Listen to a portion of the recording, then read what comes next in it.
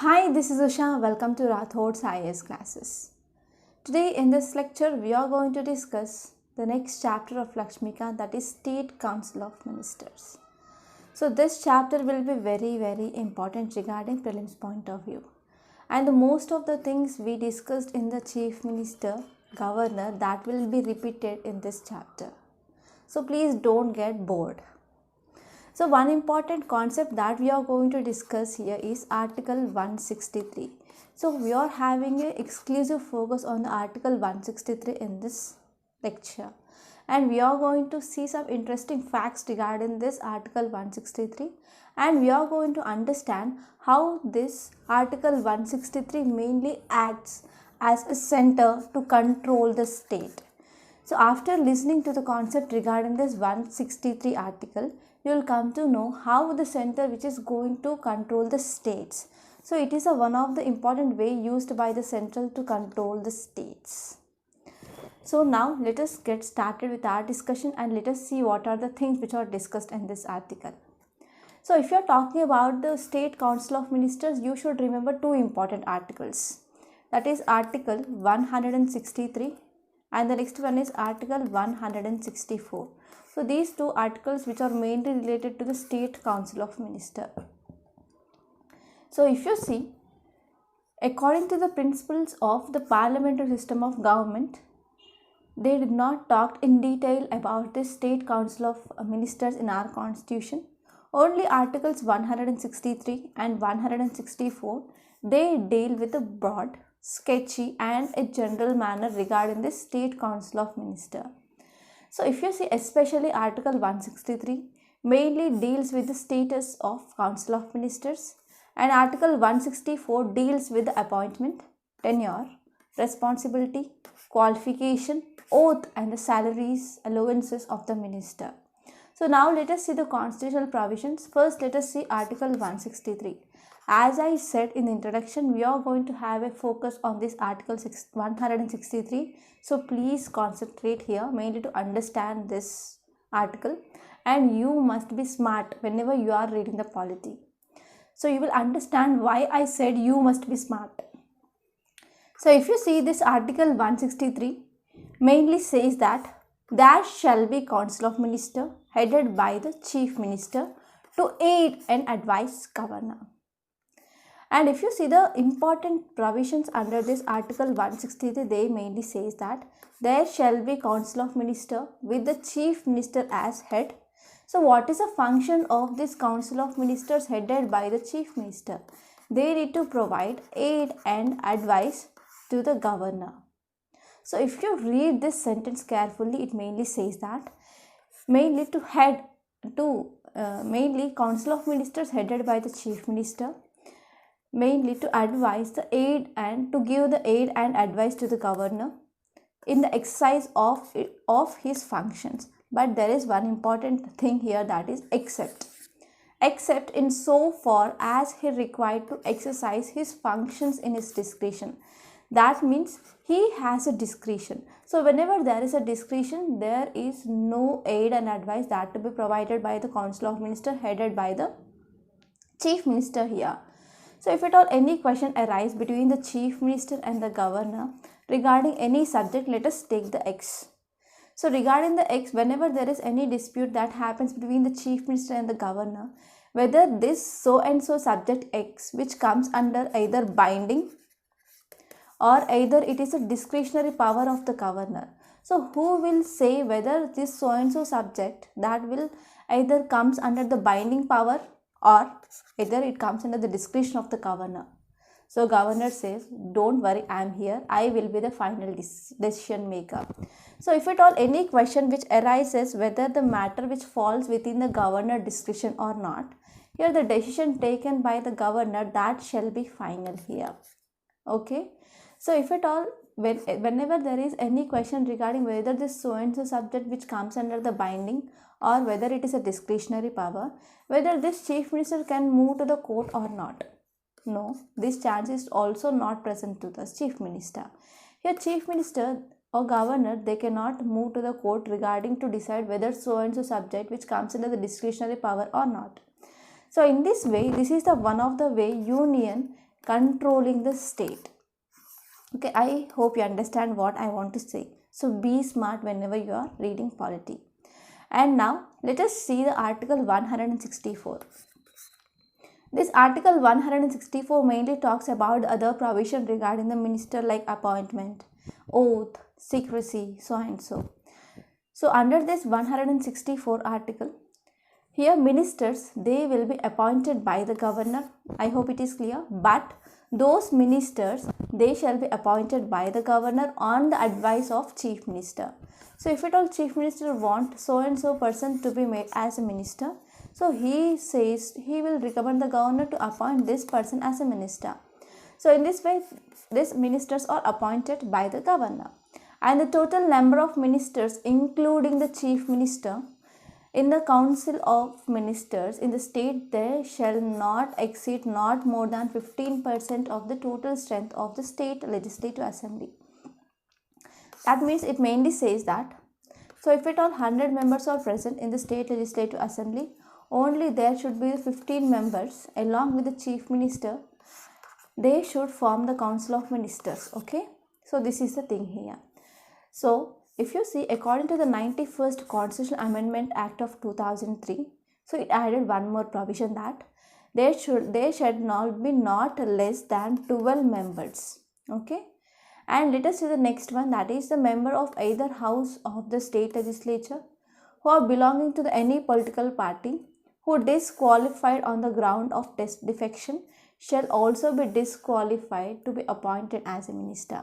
So in this way, if you are talking about the Schedule 10 of the Constitution, mainly talks about anti-defection law. So what is this anti-defection law? Whenever any members of the political party who are joining the another party, so they may attract this anti-defection, right? So in this context, what happened? Whenever any member who disqualified under the grounds of the defection, then this so and so person also be disqualified as minister as well. For example, if you take, there is a person A who gave a resignation. So whenever he resigned as a member of a state legislative assembly, then what happened? He will be removed as just MLA. But what happened whenever any person who is disqualified under anti-defection law under Schedule 10 of Indian Constitution, then that person will be disqualified as a member of that state legislature, and as well as he also be disqualified to be appointed as a minister as well. So in this way, he loses both the things. So it is called as a double disqualification or the additional disqualification. So in this way, anti-defection law, it is very, very important. And the next important thing regarding the ministers here is, ministers shall hold the office during the pleasure of governor. So we are going to understand what is this term in this lecture. Okay, so please wait for 5 to 10 minutes to understand this point. And the next one is Council of Ministers, they shall be collectively responsible to the state legislative assembly. So if you are talking about the parliamentary form of the government, the one important component here is collective responsibility and as well as individual responsibility. So under this collective responsibility, we can say Council of Ministers, they shall be collectively responsible to the house, that is state legislative assembly. And the next one is who will administer the oath and secrecy to the ministers, that is governor. So this is important. And the minister who is not a member of the state legislature for any period of 6 consecutive months, he shall ceases to be the minister. That means if at all any person who is appointed as a minister, who is recommended by the chief minister to appoint as a minister to the governor. So whenever the chief minister advised the governor regarding so and so person who is not a member of state legislature to appoint it as a minister, then governor will appoint so and so person who is not a member of the state legislature as a minister.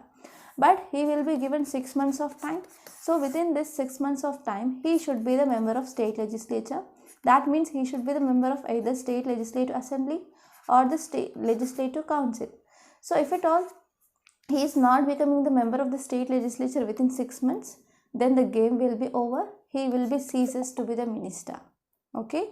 And the next one is salaries, allowances of the ministers. They shall be mainly determined by the state legislature. So this is also important prelims fact. And now let us see the article 166. So this 166 mainly talks about conduct of business of government of state. So under this conduct of business, all the executive actions of the government of the state that will be taken in the name of the governor, as we know, correct? And the next one is orders and other instruments they are executed in the name of the governor. And governor also have the power to make the rules for the more convenient transaction of the business in the state. And let us see the next one, that is article 167. 167 mainly talks about the duties of chief minister. So now let us see the duties. We already discussed the duties of the chief minister in the chief minister chapter. So this is a just repetition of that. So let us have a look at it. So he need to communicate with the governor regarding the decisions which are taken by the council of ministers regarding the administration of state. And the next one is he should provide the information, or he should furnish the information relating to the administration of the affairs of the state, and also some proposals for the legislation. And if at all governor, if he asks for any information, that information should be submitted by the chief minister. And now let us see the appointment of ministers. So chief minister will be appointed by the governor, and rest of the ministers, they were appointed by the governor again, but on the advice of the chief minister. That means governor can appoint only those persons as a ministers who are recommended by the chief minister. Okay, so this is an important thing. And if you are talking about the ministers in some states like Chhattisgarh, Jharkhand, Madhya Pradesh, Orissa, there should be the tribal welfare minister, because these states there is a high proportion of the tribal areas are present. So there is a need of the tribal welfare minister as well. And originally this provision mainly applicable for the states like Bihar, Madhya Pradesh and Odisha. But there is a 94th Constitutional Amendment Act of 2006. So through this 94th Constitutional Amendment Act, it mainly freed the Bihar from this obligation, because there is no need of the tribal welfare minister, as there is no scheduled areas in the Bihar now. And this provision is also extended to the other states like Chhattisgarh and as well as Jharkhand. And one important thing here is, a person who is not a member of either house of the state legislature, he can also be made minister for the time period of 6 months. So within this 6 months, he should be the member of state legislature either by the election or through the nomination.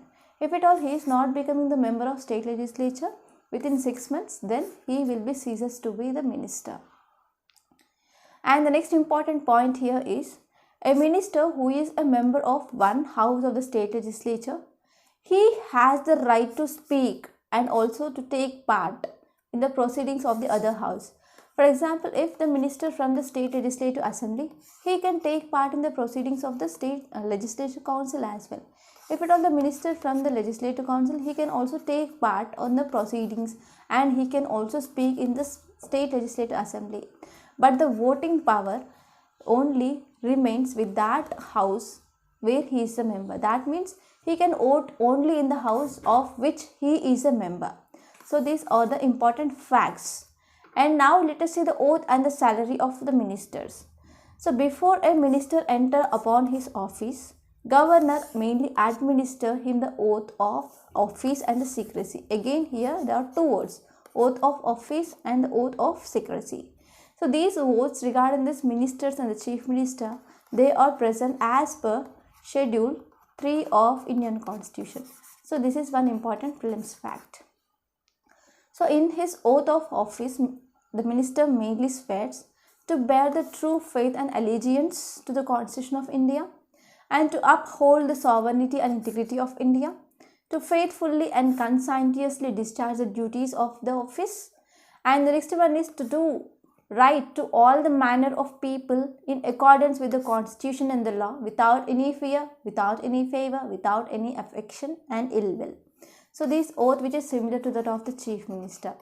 And if you are talking about the oath of secrecy, ministers mainly swear that he will not directly or indirectly communicate or reveal the information, whatever the information that is known to him, except whenever that information which is required for the discharge of his duties. That means as a minister, whatever the information he knows, he should not reveal those information to the other people. Only whenever he discharge his duty, only in that time period he need to go for the revealing of that matter what he knows. And the salaries and the allowances, they are mainly determined by the state legislature. So this is also one important prelims fact. Now let us see the responsibility. Under responsibility, we have the two types of responsibility. First one is collective responsibility. Second one is individual responsibility. If you are talking about the collective responsibility, the fundamental principle which is mainly underlying the working of the parliamentary system of democracy. So under this parliamentary system of democracy or the parliament system of government, the fundamental principle that is present here is the collective responsibility. And the article 164 mainly talks about the collective responsibility of the Council of Ministers to the House, that is State Legislative Assembly. So what is the meaning of this collective responsibility? Here the ministers, here we have the Council of Ministers, right? So all these ministers, they own the joint responsibility to this House, that is State Legislative Assembly, for whatever the acts, for whatever the omissions, for whatever the important decisions which are taken by the Council of Ministers. So whenever the no confidence motion which is passed, so entire Council of Ministers, they need to resign. So it is the collective responsibility. And the principle of the collective responsibility also means that cabinet decisions which will be binding to all the cabinet ministers. And the next one is, it is a duty of every minister to stand by the cabinet decisions, and the ministers, they need to support each other inside and as well as outside of the state legislature. For example, let us take this is as a Council of Ministers, we have the ministers. So regarding so and so issue, for example, let us take an example like for AC.